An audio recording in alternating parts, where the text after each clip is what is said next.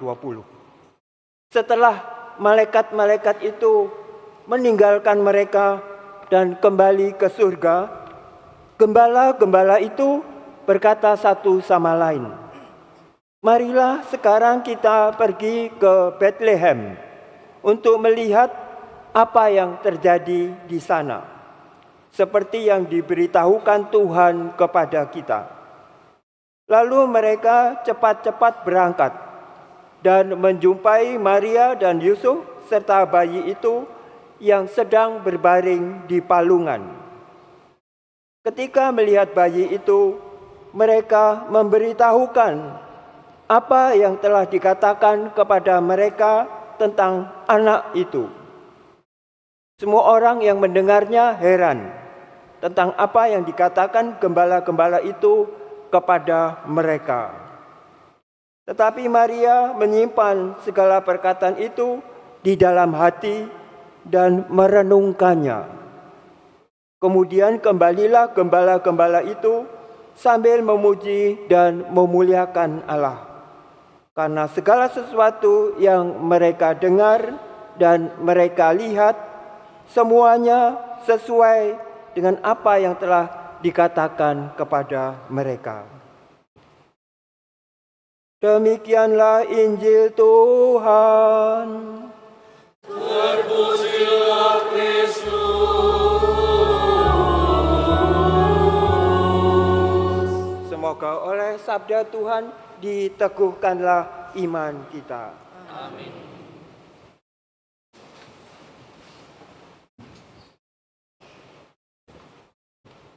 Mengapa Bethlehem menjadi pilihan? Bethlehem itu dikatakan Bethlehem Efrata. Efrata itu kaum suku kecil yang berdiam di situ.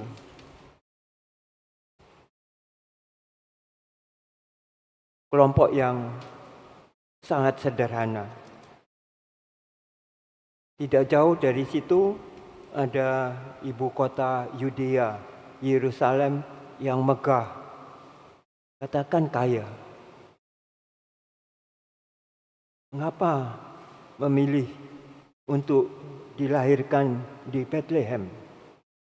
Bethlehem itu artinya kota roti. Zaman sekarang mungkin kota bakerai. Tapi roti itu untuk dikunyah, untuk menjadi makanan. Dan mengapa gembala? Gembala itu kaum yang sangat sederhana. Mereka kalau di malam hari berkumpul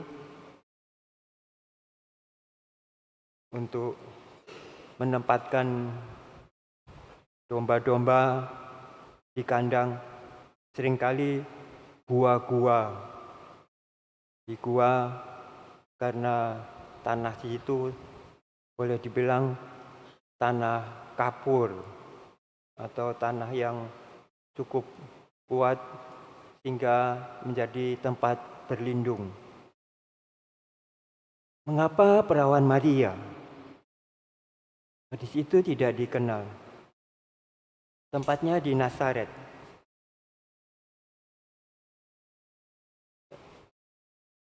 Dan mereka itu dari Nazaret pergi untuk ke Bethlehem karena Yusuf itu turunan Daud.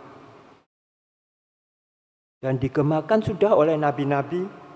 Nabi Mika mengatakan, Bethlehem, engkau bukan yang kecil di antara kota-kota di Israel. Di sanalah kita tahu bahwa nantinya Herodes itu menakuti bayi itu ketika raja datang lalu mengatakan bahwa seorang raja telah dilahirkan. Di mana ahli-ahli Taurat mengatakan di Bethlehem. Karena itu telah terjadi pembunuhan anak-anak Bethlehem itu. Mengapa mesti terjadi seperti itu? Mengapa pilihan kepada gembala, pada peran Maria yang tidak terkenal dari Nazaret? Rupanya Nazaret itu, Nasar itu berarti suatu janji. Dan Allah sepertinya berjanji kepada perawan Maria ini untuk menyatakan suatu pemenuhan, penggenapan janji Allah untuk pembebasan Israel. Keturunan Daud akan menjadi raja dan kerajaannya tidak akan berkesudahan. Tidak tahu mengapa memang Allah itu memilih yang lemah, yang dikatakan tidak berdaya. Bayi itu pun ditempatkan di palungan.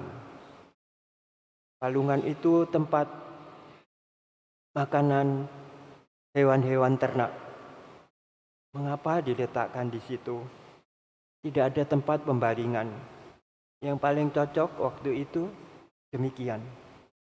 Apakah memang bayi itu untuk menjadi makanan umat manusia yang lemah, supaya dengan dirinya menjadi hidangan bagi orang-orang lemah dan terkucil itu menjadi kekuatan untuk berdaya. Itu yang terjadi kepada kita juga. Apabila kita mengalami penderitaan lalu tidak berdaya, tetapi sekalipun tidak berdaya, tetap setia melakukan kegiatan-kegiatan yang berkenan pada Allah, maka kita pun termasuk bangsa-bangsa, seperti gelar yang diberikan bangsa yang kudus, kota yang dicari-cari, anak-anak yang tertebus.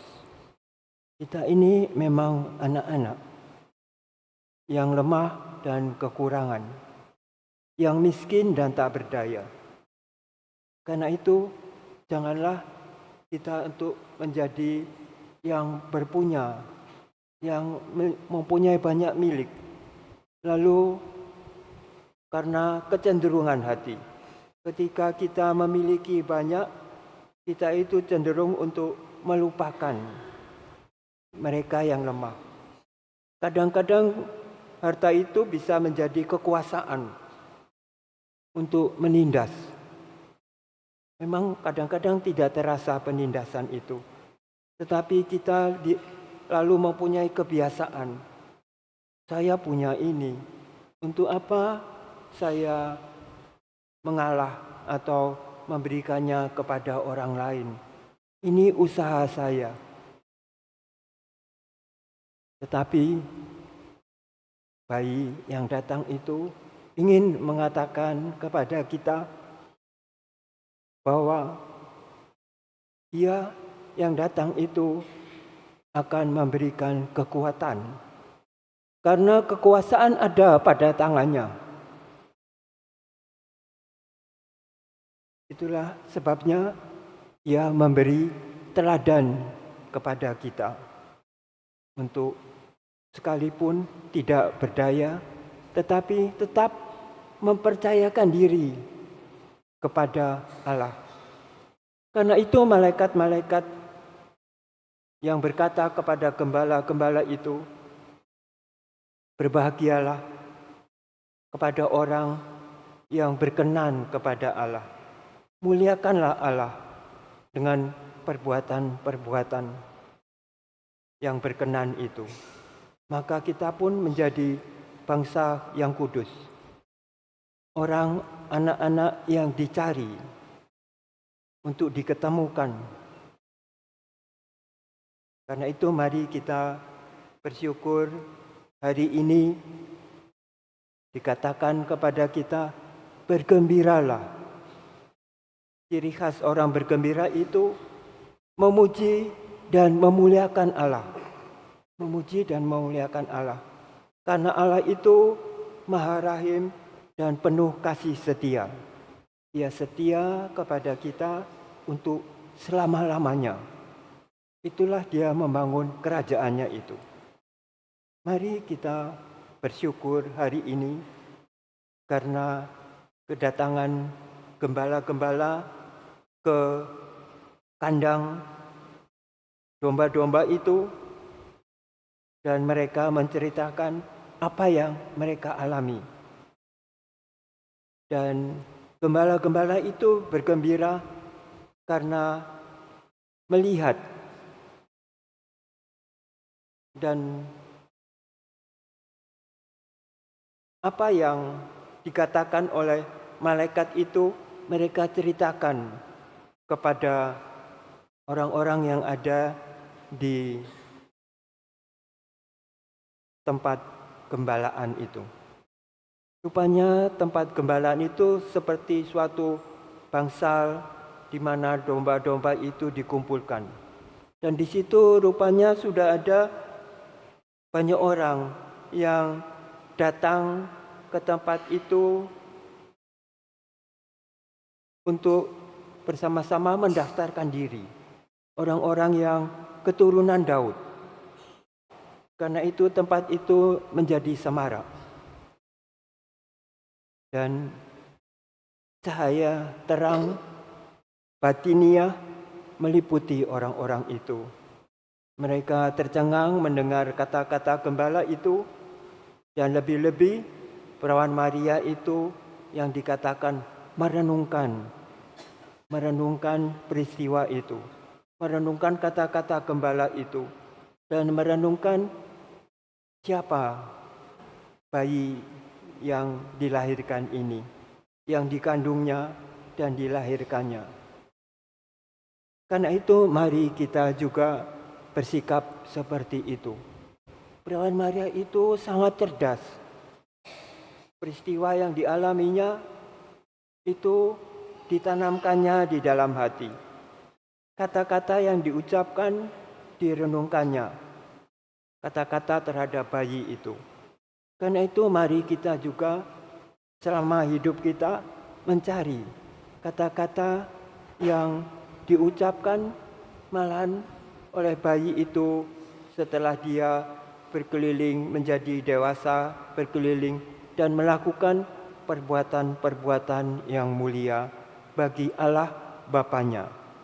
Kita ini ingin dijadikan anak-anak Bapanya di surga itu. Mari kita bersyukur dengan memuji dan memuliakan Allah kita. Amin.